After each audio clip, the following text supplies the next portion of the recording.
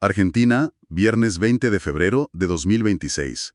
Los temas principales que se van a tratar hoy abarcan el pulso del emprendimiento digital mediante el registro de nuevos dominios de Internet, las recientes normativas económicas y sociales y el inmenso entramado logístico que revelan las licitaciones públicas nacionales. Entrando directamente en el debate, hay algo verdaderamente fascinante en la forma en que el funcionamiento diario de todo un país queda reflejado, casi sin querer, en sus publicaciones oficiales rutinarias. Sí, mm, totalmente. Es decir, a menudo se busca entender la realidad de una nación a través de grandes discursos, de debates parlamentarios o, bueno, de titulares de prensa de última hora. Claro, lo más visible. Exacto. Sin embargo, el verdadero atajo para comprender la maquinaria de una sociedad, desde el ciudadano de a pie que intenta montar un negocio hasta las megaestructuras estatales que mueven miles de millones, está ahí, en estos detalles cotidianos.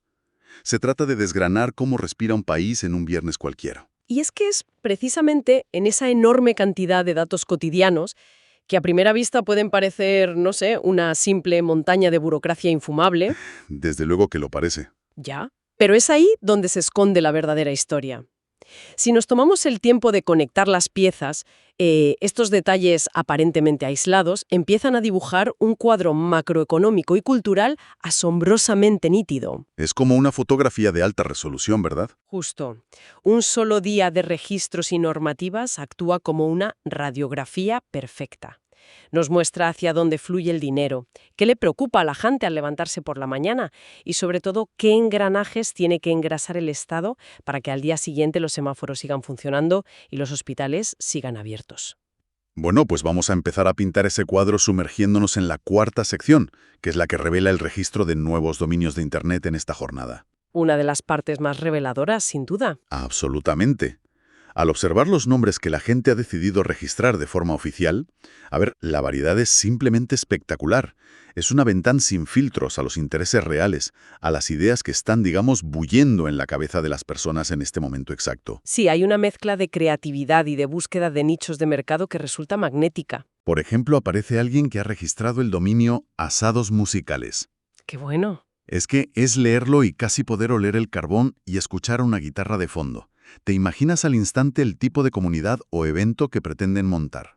Ese registro en concreto, fíjate que ilustra maravillosamente la digitalización de la cultura tradicional. Claro, llevarlo de siempre a la red. Eso es. Un asado es una institución cultural, es un rito social en Argentina. Al llevarlo al terreno de los dominios web, estamos viendo cómo un ciudadano busca estructurar y quizás rentabilizar esa tradición. Los dominios de Internet son, en esencia, bienes raíces digitales. Terreno virtual. Exacto. Cuando alguien se toma la molestia, invierte el dinero y rellena el papeleo para registrar un nombre, está plantando una bandera. Está mostrando hacia dónde fluye su atención, su tiempo y su capital. Y hablando de plantar banderas, hay una concentración sorprendente en la cultura underground en este viernes en particular. Alguien, o bueno, un grupo de personas, ha acaparado dominios como Punk a la Carta, Punk Rock a la Carta y Punk Electric. Interesante. Parece que hay toda una escena musical intentando consolidar su espacio en la red de golpe. Lo cual plantea un fenómeno sociológico muy interesante. Históricamente, este tipo de movimientos underground se organizaban a través de fanzines fotocopiados. O carteles pegados con engrudo en las paredes de los barrios, sí. Tal cual. Hoy la rebelión o la contracultura también necesita un servidor web y un posicionamiento SEO. Es verdad. Que veamos múltiples registros relacionados con la música punk en un solo día nos habla de una vitalidad cultural específica que está pasando a la acción.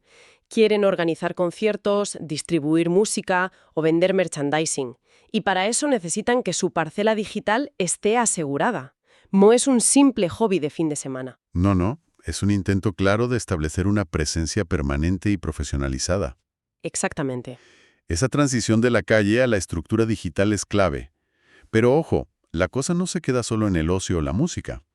En esta misma lista, en este mismo viernes, hay un reflejo innegable de una creciente conciencia social. ¿Ah, sí? Sí, aparecen iniciativas muy específicas y enfocadas como adopción responsable, bioética animal y conectar animal.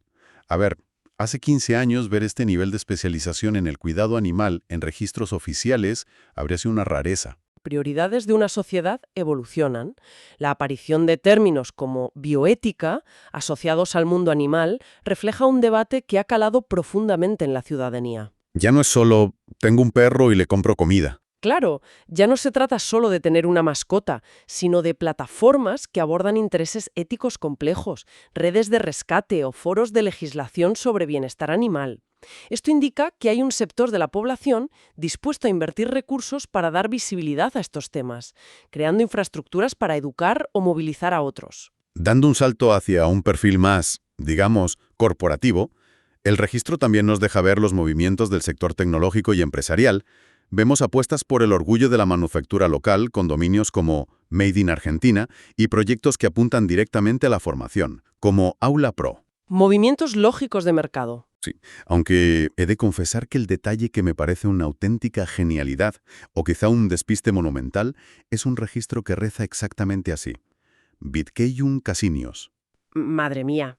Con esa alteración en el orden de las letras en Bitcoin y esa I colada al final de Casinos. Menudo filón para el análisis tiene ese último ejemplo.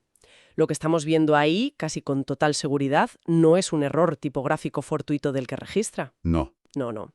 Es una práctica hipercalculada muy conocida en el mundo digital como typosquatting. Vamos a desgranar esto paso a paso, porque es fascinante. A ver, alguien paga por un dominio mal escrito a propósito. Constantemente. La compra intencionada de dominios con errores tipográficos comunes ilustra la agresividad comercial y la especulación pura y dura. Ya entiendo. Imaginemos a un usuario tecleando deprisa en su teléfono móvil. Resbala el dedo y en lugar de escribir Bitcoin Casinos correctamente, teclea. Esa aberración, el especulador que compró Bitcionías Casinios atrapa ese tráfico residual. Y una vez que lo atrapa, ¿qué hace con él? Pues una vez que el usuario cae en esa página, se le redirige a sitios de apuestas reales a cambio de una comisión por afiliación o directamente se le inunda de publicidad. Es atrapar las migajas del inmenso pastel de las criptomonedas y el juego online. Es brillante y un poco maquiavélico a la vez. Sí, pero fíjate cómo todo este ecosistema, desde la cultura musical de garaje, pasando por la ética animal, hasta llegar a la picaresca de captar clics erróneos, demuestra la tremenda vitalidad de una economía que busca vías de expresión a cada segundo. Es literalmente el pulso de la calle traducido a códigos binarios. Y, bueno, si estos dominios nos muestran la iniciativa privada y ciudadana operando desde abajo, hay otro bloque masivo de información en esta jornada que nos enseña las palancas que mueve la administración pública desde arriba. Las grandes maquinarias. Exacto. Entrando en la primera sección, la de legislación y avisos oficiales, vemos resoluciones que tienen un impacto directo, contundente y medible en el bolsillo de millones de personas. El primer gran movimiento viene de la Administración Nacional de la Seguridad Social, la famosa ANSES. Un organismo clave. Clavísimo. Han dictado una resolución para actualizar las remuneraciones de los jubilados a partir del 1 de marzo de 2026. Este es un punto donde la frialdad de los datos choca de frente con la realidad más absoluta. Las resoluciones de ANSES, que se apoyan en los índices que calcula la Subsecretaría de Seguridad Social, son todo menos meros trámites burocráticos. Para nada. Son la fórmula matemática que dicta el ritmo de vida de una enorme porción de la población. Determinar el valor exacto de estas actualizaciones significa definir si un jubilado va a mantener su poder adquisitivo frente a la inflación el mes que viene. Tal cual. Define la capacidad de consumo básico, el nivel de bienestar y la tranquilidad en millones de hogares. Es la economía de la cesta de la compra gestionada a través del boletín diario. Y fíjate, siguiendo con el impacto en la economía real, nos encontramos con un aviso del Banco de la Nación Argentina que es una lección magistral de cómo el Estado dirige el flujo de capital. ¿Qué están moviendo ahí? Detallan las condiciones para otorgar préstamos respaldados por certificados de obras. Y las cifras marcan una frontera clarísima. Si eres una micro, pequeña o mediana empresa, las conocidas MIPYMES, el banco te aplica una tasa de interés que es la TAMAR más 6 puntos porcentuales anuales. Pero si tu empresa es grande y no entra en esa categoría, la tasa sube a TAMAR más 6,50 puntos porcentuales. Vale, aquí es necesario hacer una pequeña pausa para traducir esto al día a día. Para que nos entendamos, esa tasa TAMAR, que significa tasa activa de mercado, es básicamente la referencia general, el precio base del dinero en ese momento. Al sumarle un porcentaje fijo, el banco establece el coste final del préstamo. Claro. ¿Y por qué es tan relevante esa minúscula diferencia de medio punto porcentual entre unos y otros? O sea, sobre el papel parece casi anecdótico, ¿no? Parece poco, sí, pero ese medio punto es un cortafuego financiero monumental. Ilustra de manera diáfana la estrategia de protección del Estado. Ese 0,50 de diferencia no es un número elegido al azar. Es intencionado. Totalmente. Es una política económica en acción. Imaginemos una pequeña ferretería de barrio o una panadería familiar que necesita crédito para comprar nueva maquinaria, frente a una gigantesca corporación industrial que quiere expandir su flota de camiones. No juegan en la misma liga. Exacto. Al abaratar el crédito específicamente para las MIPYMES, el Estado intenta equilibrar un terreno de juego que por naturaleza es desigual. Garantiza que los pequeños actores tengan el oxígeno financiero necesario para operar sin ser asfixiados por las mismas condiciones que se le exigen a los gigantes. Es usar la tasa de interés como un escudo protector. Y esta ingeniería financiera ocurre en medio de un día de auténtica ebullición gubernamental. Si hojeamos el resto de avisos, nos topamos con resoluciones simultáneas del Ministerio de Salud, de Economía, de Defensa, del Interior e incluso del Consejo de la Magistratura. Menuda carga de trabajo. Da la sensación de estar observando una inmensa sala de máquinas donde todos los operarios están afinando sus instrumentos al mismo tiempo. Esa es la analogía perfecta. Y esa hiperactividad nos empuja directamente a la siguiente capa de profundidad, porque legislar, regular tasas de interés o actualizar pensiones es la parte teórica del gobierno. Es el qué se va a hacer. Claro, el marco conceptual. Eso es. Pero mantener el aparato estatal en funcionamiento físico requiere pasar al cómo. Si el Estado fomenta la economía bajando tasas para las pymes, también la propulsa inyectando dinero de forma directa mediante la compra de bienes y servicios. Seguir el rastro del dinero público es la manera más honesta de entender cuáles son las verdaderas prioridades operativas de una nación. Pues adentrémonos entonces en la tercera sección, la de contrataciones, licitaciones y adjudicaciones. Porque leer esta sección es abrir la puerta a la logística más colosal y compleja que uno puede imaginar. La sala de máquinas en su máximo esplendor. Literalmente. Si empezamos a agrupar la lista de compras del Estado para este único viernes, la escala desafía lo que consideramos cotidiano. Empecemos por la maquinaria de defensa y seguridad. Por un lado, tenemos a la Armada Argentina licitando la compra de combustible marítimo, algo obvio para mover buques, claro. Lógico. Pero en el mismo documento también compran combustible terrestre y herramientas de ferretería. Al mismo tiempo, el Ejército lanza una licitación para el servicio de recarga de oxígeno y para la verificación exhaustiva de la calidad de sus municiones. Fíjate en el contraste que hay ahí. Por un lado tienes tecnología militar pesada, que necesita combustible especial para navegar miles de millas náuticas. Por otro, el reconocimiento de que un buque de guerra sigue necesitando martillos, llaves inglesas y tornillos de una ferretería para su mantenimiento diario. Es verdad, la alta tecnología se sostiene con llaves inglesas. Y es una logística que abarca desde lo más sofisticado hasta lo más mundano. Y en el caso del ejército, la recarga de oxígeno y la verificación de municiones nos habla de prevención de riesgos. No puedes realizar maniobras ni operar con seguridad si no tienes garantías de que tus suministros básicos y tu pólvora responden a los estándares exigidos. Y a esto se suma un detalle aeronáutico muy concreto de la Gendarmería Nacional.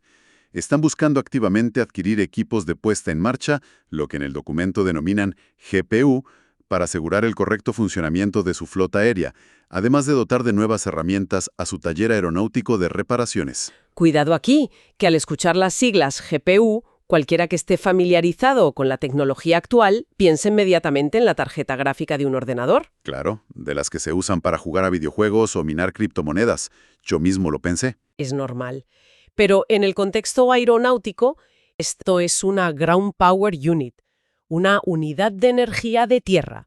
Es un equipo externo, a menudo un generador móvil, que se conecta a las aeronaves cuando están aparcadas para proporcionarles electricidad. Ah, vale. O sea, no es para los gráficos de a bordo. Para nada.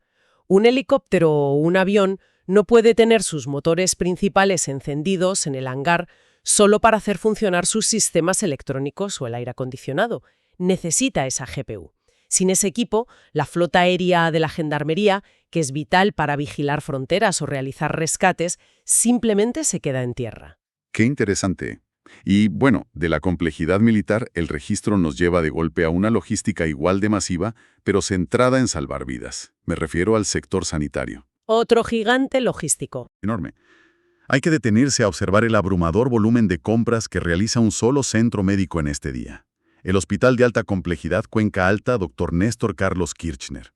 De una tacada, sacan a licitación equipamiento informático para sus laboratorios, montañas de insumos descartables, el suministro completo para la farmacia interna y materiales altamente específicos para el servicio de diagnóstico por imágenes. Tela. Es como si una pequeña ciudad entera se estuviera abasteciendo de golpe. Y eso nos revela lo frágil y a la vez robusta que debe ser la cadena de suministro de la salud pública. Detrás de la fría burocracia de un expediente de licitación hay una realidad apremiante. Sí, debido a muerte, literalmente. Exacto. Un laboratorio de alta complejidad no puede decirle a un paciente que espere semanas por un análisis porque se quedaron sin reactivos químicos. Un área de diagnóstico por imágenes no puede operar sin los líquidos de contraste o las placas necesarias. Cada jeringuilla descartable, cada servidor informático que almacena los historiales de los pacientes es un eslabón crítico. Todo tiene que cuadrar. Todo tiene que licitarse, comprarse y entregarse con una sincronización milimétrica para que el hospital abra sus puertas mañana sin incidencias. Esa necesidad de prever lo imprevisible queda aún más clara al ver que otro centro, el Hospital El Calafate, dedica este viernes a contratar seguros de todo riesgo operativo. Fundamental. Es la confirmación de que operar infraestructura crítica requiere tener un plan B legal y financiero ante cualquier catástrofe, incendio o fallo de los equipos. Efectivamente, es la gestión del riesgo elevada al nivel institucional. Un equipo de resonancia magnética cuesta millones. No puedes permitirte el lujo de que una subida de tensión lo fría y dejar a toda una región sin ese servicio sin tener un seguro que lo reponga de inmediato. Saltando a una escala aún mayor, llegamos a las licitaciones de infraestructura y tecnología. Y aquí nos encontramos con proyectos faraónicos.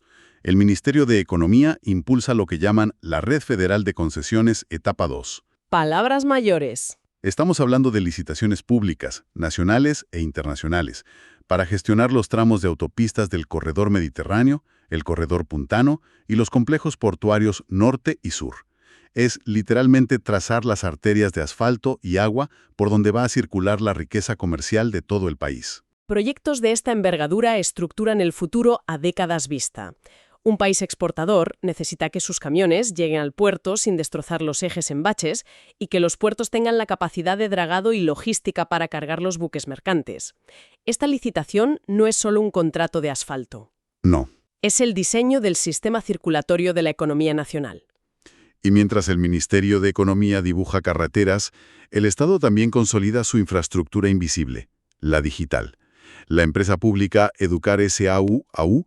aparece buscando servicios para el desarrollo y mantenimiento de software. Claro, el soporte del sistema. Esto demuestra que mantener un sistema educativo moderno requiere servidores robustos, plataformas que no se caigan cuando miles de alumnos acceden a la vez y un equipo de desarrolladores constante. Pero quizá la licitación que encierra la ironía más fascinante de la jornada es la de la Casa de Moneda. ¿Qué están buscando exactamente? Han sacado a concurso el servicio de recolección, traslado y disposición final de residuos peligrosos. Claro, uno piensa en la Casa de Moneda y se imagina montañas de billetes crujientes y documentos oficiales prístinos. Sí, la imagen mental del dinero limpio. Exacto. Pero el proceso industrial de imprimir el dinero de un país genera desechos químicos, tintas tóxicas y solventes que no se pueden tirar por el desagüe sin más. Es un contraste brillante. La institución encargada de crear el símbolo supremo del valor económico, el billete físico, tiene que lidiar con la toxicidad industrial que genera su propia producción. La cara B de la moneda, nunca mejor dicho. Tal cual.